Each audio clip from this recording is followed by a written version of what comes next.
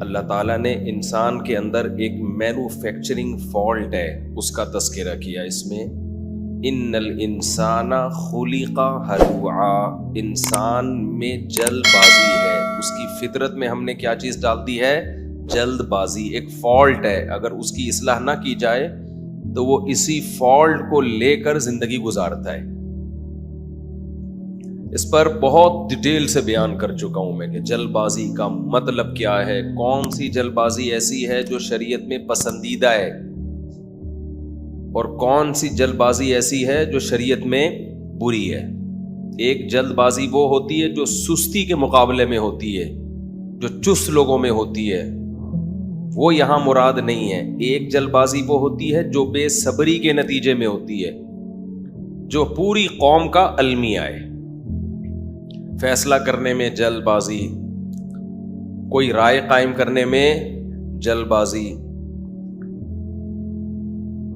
کسی کے آنسو دیکھ کر فوراً متاثر ہو جانا، کسی کا غصہ دیکھ کر فوراً متاثر ہو جانا، یہ بہت بڑا مسئلہ ہے۔ فیس بک، سوشل میڈیا، ٹک ٹاک، کچھ بھی اس پہ پھینک دو جا کے، لوگوں میں اسپیڈ کے ساتھ وہ چیز وائرل ہو جاتی ہے۔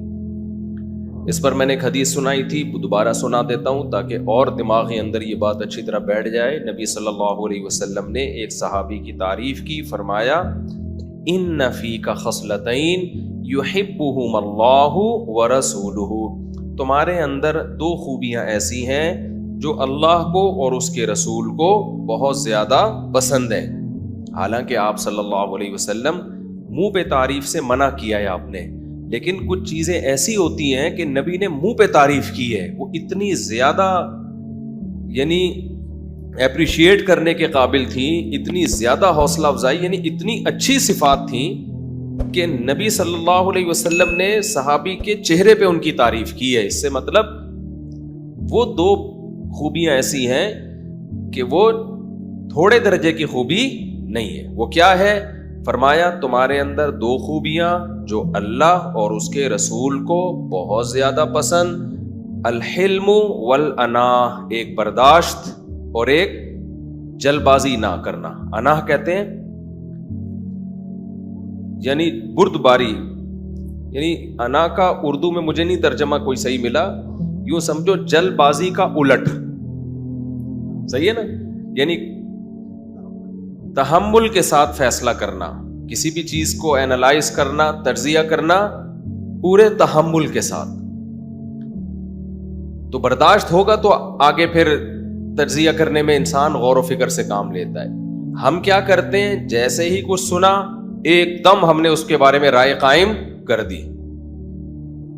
اس پہ کئی مثالیں میں دے چکا ہوں، ایک اور مثال دیتا ہوں کیونکہ مضمون بہت اہم ہے، اس لیے جتنی مثالیں آ جائے اتنا اچھا ہے۔ آپ کو پتہ ہے اسلامی تاریخ میں جتنا نیک لوگوں نے اسلامی تاریخ میں نقصان پہنچایا ہے نا، اتنا برے لوگوں نے نہیں پہنچایا۔ پتہ ہے آپ کو یہ بات؟ یا میں نے بتائی ہے؟ جتنا اسلامی ہسٹری آپ اٹھا کے دیکھیں، مسلم سوسائٹی کو، اسلامی حکومتوں کو، خلافتوں کو نیک لوگوں نے بیڑا غرق کیا ہے نا، اتنا دوسروں نے بیڑا نہیں غرق کیا۔ وجہ کیا ہے؟ بے موقع نہیں عن المنکر۔ سمجھتے ہو؟ مثال کے طور پر آپ نے دیکھا کوئی برائی ہے، واقعی وہ برائی تھی، آپ نے بے موقع اس پہ انگلی اٹھانا شروع کر دی۔ اب برے لوگ تو یہ کام کرتے نہیں ہیں، برے کیا کریں گے؟ برائی دیکھ کے ہونے دیں گے، ان کی صحت پہ کوئی فرق نہیں پڑتا۔ کئی بار میں عبد الرحمن اشعث کی مثال دے چکا ہوں، حجاج بن یوسف کے خلاف بغاوت کی عبد الرحمن اشعث نے، سارے نیک لوگ تھے، بھائی چھوڑ دیتے حجاج بن یوسف کو اپنے حال پہ۔ اس ظلم کو ٹھیک کرنے سے تمہیں ملا کیا؟ حکومت کا بیڑا غرق ہو گیا، اسلامی خلافتیں کمزور ہو گئیں، بیڑا غرق ہو گیا، ہماری ساری فتوحات کا دروازہ رک گیا۔ یہ سارے نیک لوگ تھے جو برائی کو دیکھ کے خاموش نہیں رہے، لیکن ٹھیک کرنے کا وہ طریقہ اختیار کیا انہوں نے جس سے حالات سیٹ ہونے کے بجائے اور زیادہ خراب ہو گئے۔ حجاج بن یوسف کی مثال ہے، ظالم تھا تو اسلامی فوجیں گئی بھی تھی مجاہدین لڑنے کے لیے. انہوں نے بولا ہم اتنا بڑا لشکر ہمارا تیار ہو گیا ہے کہ اب عیسائیوں سے تو بعد میں لڑیں گے, پہلے اپنوں کو تو ٹھیک کر لو. یہ آج کل بڑا نعرہ چل رہا ہوتا ہے نا, ابے دوسروں کو چھوڑو, پہلے ان کو تو ان کو ٹھیک کرنے میں. وہ کیا ہوا, عبد الرحمن اشر نے اتنے بڑے بڑے بعض صحابہ بھی تھے اس میں, تابعین بھی تھے, محدثین بھی تھے, وہ سارا لشکر لے کر خود اپنی ہی حکومت پہ حملہ کر دیا. جب حملہ کیا ہے تو حملہ ناکام ہونا تھا, کیونکہ حکومت کے پاس جو طاقت اور قوت ہوتی ہے وہ وسائل بہت زیادہ ہوتے ہیں. تو نتیجہ کیا نکلا, جو اسلامی فتوحات کا ایک بہت بڑا سلسلہ تھا اس کو بہت بڑا دھچکا لگ گیا. سمجھتے ہو کہ نہیں سمجھتے؟ لیکن نہی عن المنکر کا جذبہ مسلمانوں میں ختم نہیں ہوا کہ ہم نے برائی کو جڑ سے ختم کرنا ہے, ایسی کی تیسی کرنی ہے برائی کی. کچھ وقت تو صحیح ہو گیا کہ یار یہ اب نہیں کرنا, یہ کام ظالم ہے, اپنی ذات سے ہوگا بھائی, مسلمانوں کو تو فائدہ ہو رہا ہے نا. بہت سے علماء نے فتویٰ دیا بغاوت حرام, لیکن کیا ہوا, بنو امیہ کے کچھ مظالم تھے, اچھے کام بھی کیے بنو امیہ نے, کچھ برے کام بھی کیے. ہر حکومت میں ہوتے ہیں, اچھے بھی ہوتے ہیں اور برے بھی ہوتے ہیں. کیا ہوا, بنو امیہ کی مضبوط خلافت تھی تو بنو عباس اس کے خلاف اٹھتے رہتے تھے کہ نہیں جی اس دور میں یہ غلط, یہ غلط, یہ غلط. حالانکہ اس بارے میں نبی صلی اللہ علیہ وسلم کی احادیث ہمارے سامنے تھی کہ بھائی وَإِن ضَرَبُوا ظَهْرَكَ, ظالم حاکم کا پرسنل جو اپنا عمل ہے اس کو نہیں دیکھا جائے گا کبھی بھی. وہ کس پہ چھوڑ دو, اللہ پہ. تم نے کس کو دیکھنا ہے, اسٹیٹ کو دیکھنا ہے, خلافت کو دیکھنا ہے, حکومت کو دیکھنا ہے. اجتماعیت کی خاطر تم نے انفرادیت کو قربان کرنا ہے. بہت ساری احادیث ہیں اس بارے میں, 2 اور 2 4 کی طرح. لیکن ہوا کیا کہ بنو عباس پھر کوشش میں لگے رہے. ایک دفعہ بغاوت کی, وہ پکڑے گئے, سب کو اڑا دیا بنو امیہ نے نا, سب کو قتل کر دیا. تو اب جب قتل کیا ہے تو دشمنی کم ہوگی بڑھے گی؟ بولو. اس سے بنو عباس کے دل میں بنو امیہ کی دشمنی کم ہونے کے بجائے اور زیادہ بڑھ گئی. بنو عباس نے بولا ٹھیک ہے ہمارے بندے مارے ہیں, حالانکہ وہ مارے اس بیس پہ تھے کہ بغاوت کر رہے تھے. لیکن پھر اتنی کمپلیکیٹڈ چیزیں ہو جاتی ہیں کہ پبلک کو پتہ ہی نہیں ہو رہا, پتہ ہی نہیں چلتا کہ کون صحیح ہے, کون غلط ہے, کون ظالم ہے, کون مظلوم ہے. پیچیدگیاں بڑھتی چلی جاتی ہیں اس سے. نتیجہ کیا نکلا کہ بنو عباس لگے رہے اور وہ قتل پکڑ کے بندے مارتے رہے. اس سے حکومت کے خلاف نفرت اور بڑھتی چلی گئی. بالآخر بنو عباس نے بنو امیہ کی خلافت کا خاتمہ کر دیا. جب خاتمہ کیا ہے نا تو اب دیکھو محمد بن قاسم جیسا مجاہد, اگرچہ بنو امیہ کا تھا, سارے برے تھوڑی تھے بنو امیہ میں, وہ لڑنے کے لیے آیا ہوا تھا ادھر سندھ میں. تو اب جب بنو عباس کی حکومت آئی, انہوں نے بولا ایسی کی تیسی ان کے جتنے کمانڈر ہیں, جتنے لوگ ہیں, سب کو پکڑ کے ماریں گے, ہم قتل کریں گے. حتیٰ کہ قبروں سے لاشوں کو نکال کے ان کی توہین کی ہے بنو امیہ کے لوگوں کی. لیکن اس سے اسلام کو کیا فائدہ ہوا؟ کخ بھی فائدہ نہیں ہوا. محمد بن قاسم کو قتل کر دیا جو اسلامی ہیرو تھا, بدنامی الگ ہوئی. اور بنو امیہ بھی بہرحال حکومت میں تو رہے تھے نا, انہوں نے جا کے فرار اختیار کی اور ایک الگ اسٹیٹ قائم کر دی. اور یہ پہلی دراڑ تھی کہ مسلمان خلافتیں 2 حصوں میں ڈیوائڈ ہو. سمجھتے ہو بات کو کہ نہیں سمجھتے ہو؟ یہ ساری ٹیکنیکل فالٹ جو ہو رہے تھے نا, یہ الحلم والاناہ کی کمی کی وجہ سے ہو رہے تھے, بردباری اور میچورٹی کی کمی کی وجہ سے. کہ آپ غلط کو ٹھیک کرنے چلے ہو, کیا آپ کے اندر طاقت ہے؟ کیا اس ٹھیک کرنے کے سائیڈ ایفیکٹ برداشت کر لو گے آپ؟ سمجھ میں نہیں آ رہی بات؟ ہم بھی ایسے ہی ہیں, ہم میں سے کوئی بھی اسٹیٹ کے ساتھ مخلص نہیں ہے. آج بھی یہی حالات ہیں, اسٹیٹ کی ایسی کی تیسی ہو جائے بھائی, اپنی ٹھڑک پوری کرنی ہے. تو آگے جلدی سے میں اس کو سمیٹتا ہوں موضوع کو. تو آگے کیا ہوا, وہ جو خلافت 2 حصوں میں ڈیوائڈ ہوئی, ٹھیک ہے نا, خلافت کی ایسی کی کیا ہو گئی, بولو, تیسی ہو گئی. نبی صلی اللہ علیہ وسلم نے فرمایا ایک دفعہ جب امت میں تلوار چلے گی نا تو قیامت تک چلتی رہے گی. تو اس وقت سے لڑتے, ایک پتہ نہیں ذہن میں مثال آئی تھی, وہ دماغ سے ہی نکل گئی.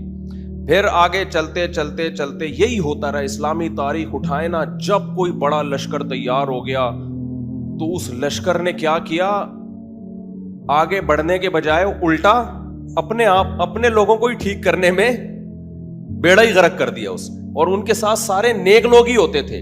یہی بات آج پاکستان میں بھی چل رہی ہے. نظام کی تبدیلی کے عنوان سے لوگوں کو باغی بنایا جا رہا ہے. میرا بھی یونیورسٹیوں میں دورہ ہوا, پشاور کی 3 یونیورسٹیوں میں اور ایبٹ آباد میں.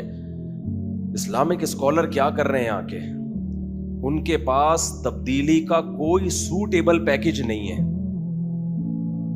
سوائے اس کے کہ آپ کو اسٹیٹ سے نفرت, یعنی ملک کے جھنڈے سے نفرت, ملک کے نام سے نفرت, ہر وقت نیگیٹو پہلو نا ملک کا, یوں ایسا ہے. یہ سارے کام لیبیا اور دوسرے کنٹریز میں ہو چکے ہیں. بالکل یہی اسٹائل تھا, ہوتے ہوتے چاہے اس کا ذمہ دار کوئی بھی ہو, رزلٹ کس کے خلاف نکلے گا؟ رزلٹ تو ہم ملک کا بیڑا غرق ہوگا. لیبیا میں جب لیبیا کے خلاف بغاوت ہوئی ہے نا, جب وہاں کے جنرل قذافی کے خلاف, تو اس وقت سب لوگ قذافی کے خلاف بول رہے تھے. یہاں بھی لوگ کہہ رہے تھے یہی ہونا چاہیے اس کمبخت کے ساتھ, یہی ہونا چاہیے, شراب پیتا ہے, یہ کرتا ہے, وہ کرتا ہے, بالکل ٹھیک ہو رہا ہے. لوگوں کو پتا نہیں تھا, جب ہو جائے گا نا تو پھر بیٹھ کے رو گے. ہو گیا, ایک بہت خوبصورت عدل والی ایک ریاست قائم ہو گئی. لیبیا کے سارے وسائل پہ قبضہ کس کا ہو گیا؟ اور غربت اور مہنگائی کم ہونے کے بجائے بڑھنا شروع ہو.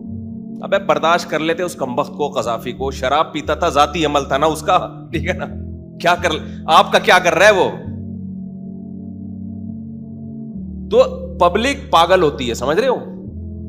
میجورٹی کیا ہوتی ہے, ان میں میچورٹی نہیں ہوتی ہے. ہمارے ہر فیصلے ایسے ہی ہیں. تو ایک بہتر مثال آئی تھی, کھوپڑی سے ہی نکل گئی یار, اتنی بہترین مثال آئی تھی ابھی. تو چلو یہ ہم آگے چلتے ہیں. خلافت عثمانیہ میں بھی ایسا ہی ہوا, اور خلافت عثمانیہ کے جو سقوط کے بہت سارے اسباب تھے نا, اس میں ایک جرمنی کا ساتھ دینا بھی تھا. دیکھو امریکہ پتہ ہے کیوں کامیاب ہے؟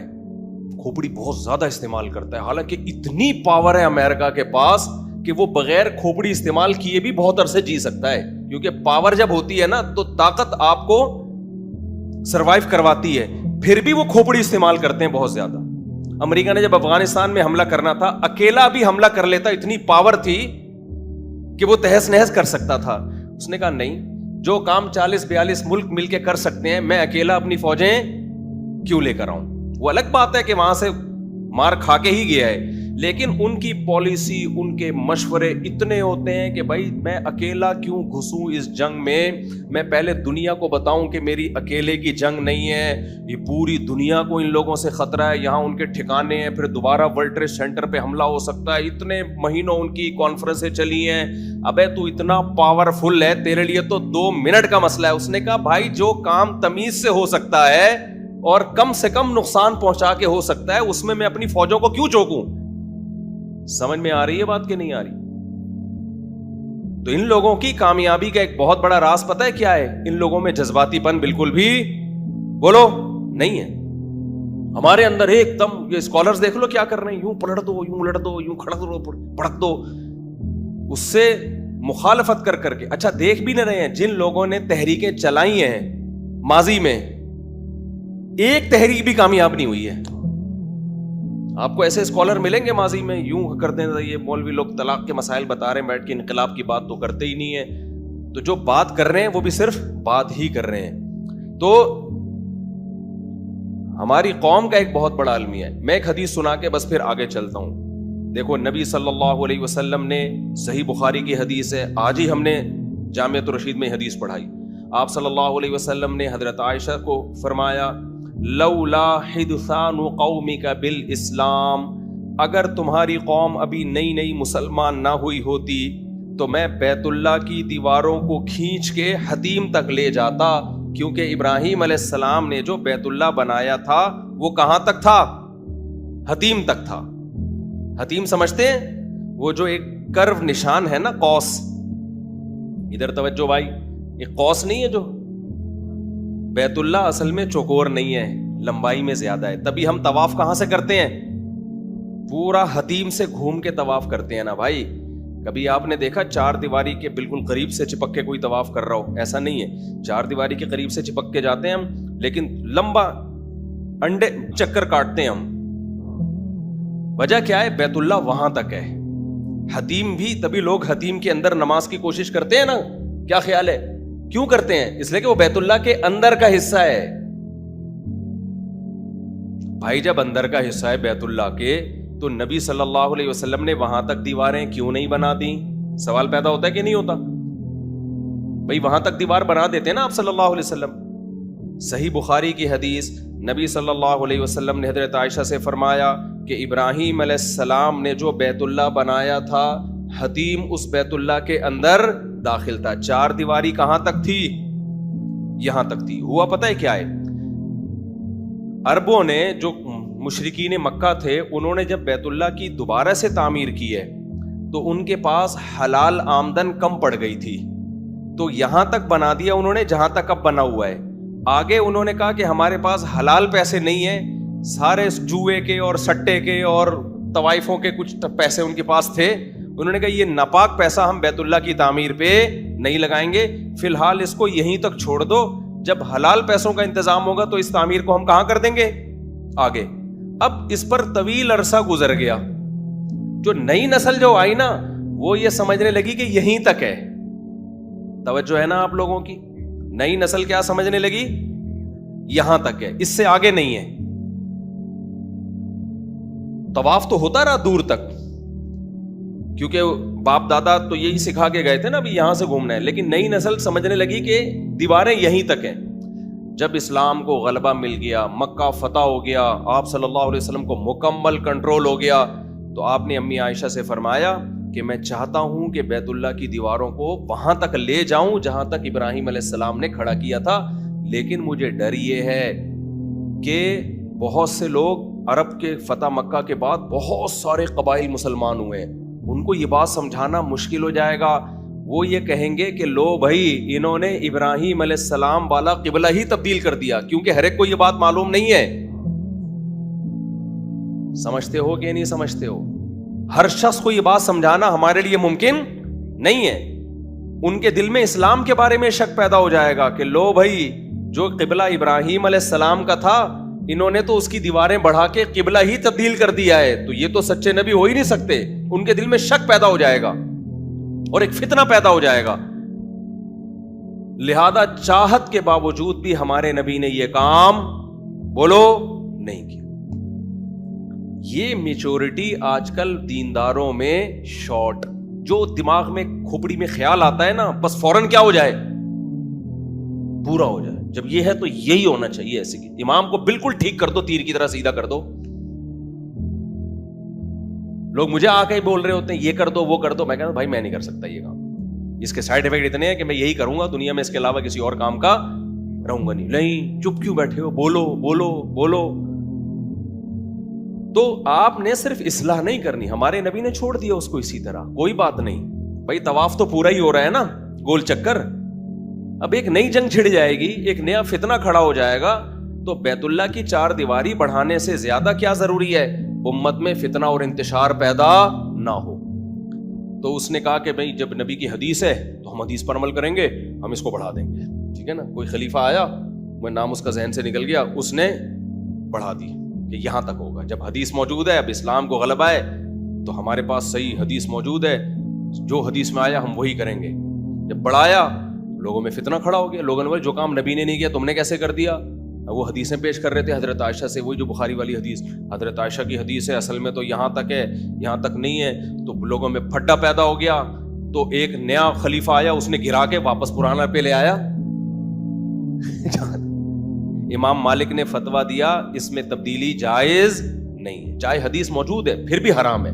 وجہ اس کی ہے کہ کھلواڑ بنا دو گے تم بیت اللہ کو. اگر امام مالک یہ فتویٰ نہ دیتے، اب یہی ہوتا کوئی نئی گورنمنٹ آتی، یہاں تک اگلے سال ہم حج کے لیے جاتے تو یہاں تک دیواریں ہیں، اور اس کے اگلے سال حج کے لیے جاتے وہ دیواریں کیا ہوتی؟ چھوٹی. امت میں اس کے علاوہ اور کوئی کام نہ ہوتا. اب آپ کہہ سکتے ہو کہ اس میں مصلحت کیا تھی؟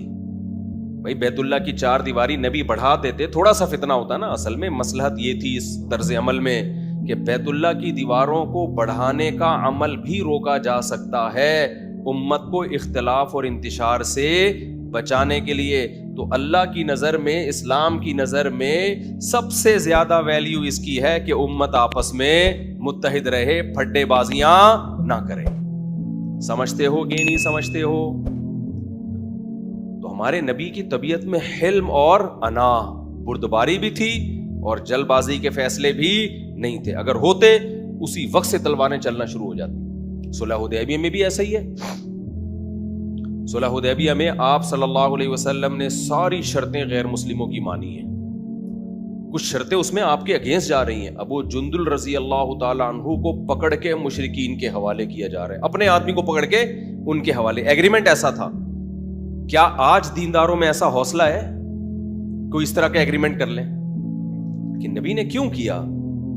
نبی صلی اللہ علیہ وسلم یہ جانتے تھے میرے پاس جو افراد ہیں وہ 1400 ہیں, بہت تھوڑے سے ہیں, اور مقابلہ جن سے ہو رہا ہے ان کی تعداد بہت زیادہ. تو جنگ کو ٹالنے میں کچھ ہمارے نقصانات ہیں لیکن فائدہ زیادہ ہے, اور جنگ کرنے میں کچھ فائدے ہیں لیکن نقصانات بولو زیادہ ہیں. تو گراؤنڈ ریئلٹی کو دیکھ کر ہمارے نبی صلی اللہ علیہ وسلم نے فیصلہ کیا. اور ظاہر ہے جنگ کو ٹالنا ممکن نہیں تھا جب تک ان کی شرطیں نہ مانی جاتی, کیونکہ وہ طاقتور تھے.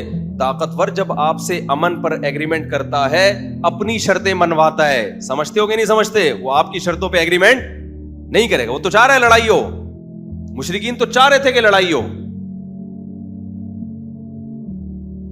تو طاقتور ہمیشہ. لیکن آپ مسلمانوں کے حالات آپ دیکھ لو, کچھ بھی نہیں, ہوائیں نکلی ہوئی ہیں ہماری پھس, بالکل ایک ایسا غبارہ جس میں ہوا بھی نہیں ہے, لیکن باتیں آپ ہر شخص سے ایسی کروا لو ایسا لگتا ہے یہی انقلاب لائے گا اور امام مہدی اسی کی نسل میں پیدا ہونے والے ہیں. سمجھ میں آ رہی ہے بات کہ نہیں آ رہی؟ ایک صاحب کہنے لگے امریکہ پہ اٹیک کیوں نہیں کر دیتے؟ میں نے کہا امریکہ سے ہی ہم جہاز لیتے ہیں, وہ اس میں ایسے بٹن لگا کے بھیجتا ہے. سعودی عرب کو جو امریکہ نے جہاز دیے نا, وہاں کے باقاعدہ وہیں پر مجھے کسی نے بتایا کہ امریکہ نے جو سعودی عرب کو جہاز دیے نا اس میں پاسورڈ بھی کون کھولتا ہے؟ امریکہ کھولتا ہے. تو ہم لوگ جو ہماری پوزیشن ہے نا, تو جتنی پوزیشن ہو, جیسے میں وہ اکثر مثال دیتا ہوں, ہمارے میں ایک شاگرد تھا بہت باریک, دبلا نہیں بلکہ باریک, بالکل باریک. جب میں 4 شادیوں کی بات کرتا ایک دم جوش میں آتا نا, اچھلتا. دبلے لوگ ایکٹیو بہت ہوتے ہیں, ایک دم اچھلتا. میں کہتا ریلیکس, میرا اسٹائل یہ تھا. میں کہتا تھا ریلیکس, گر جائے گا. مذاق کرتا تھا, وہ بھی انجوائے کرتا تھا.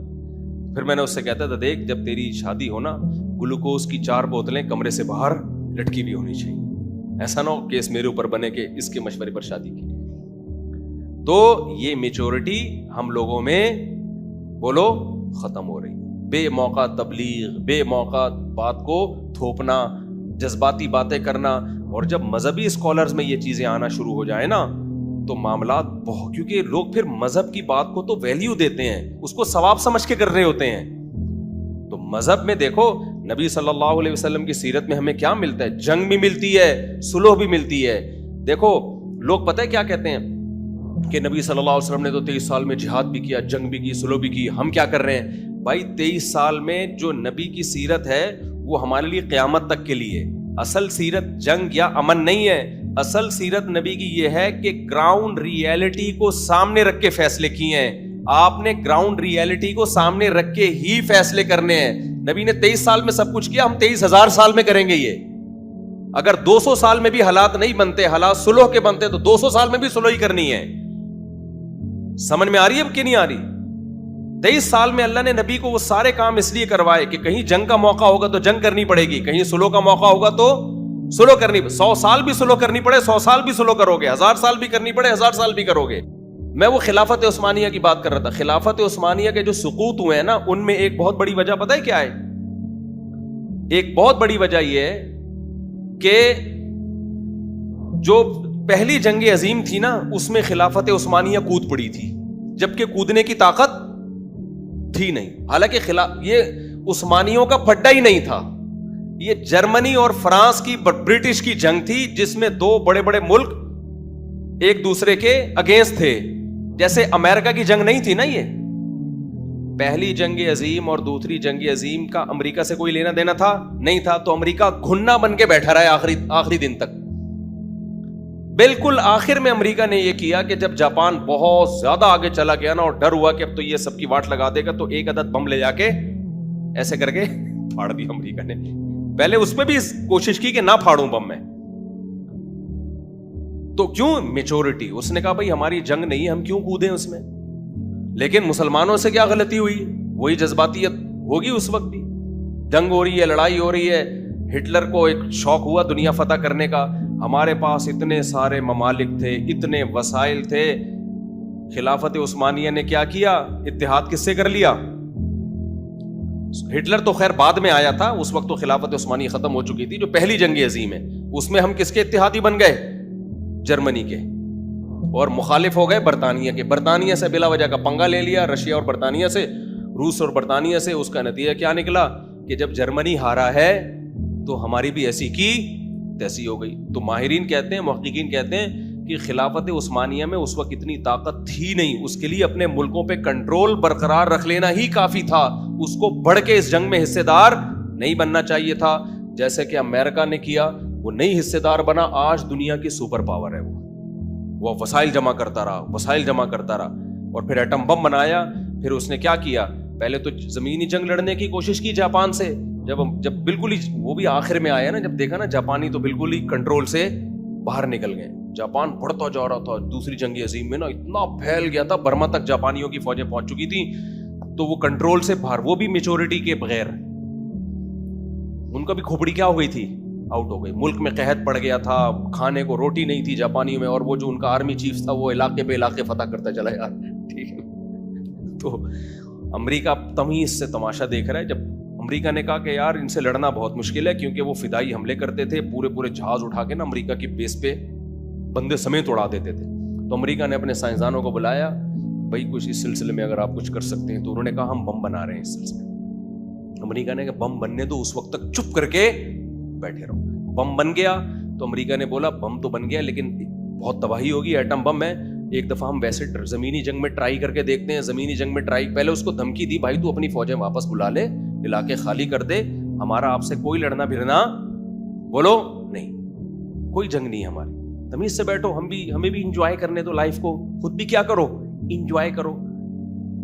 لیکن وہ جاپان کے جو فوج تھی انہوں نے بولا نہیں, ہم تو پوری دنیا فتح کرنے نکلے.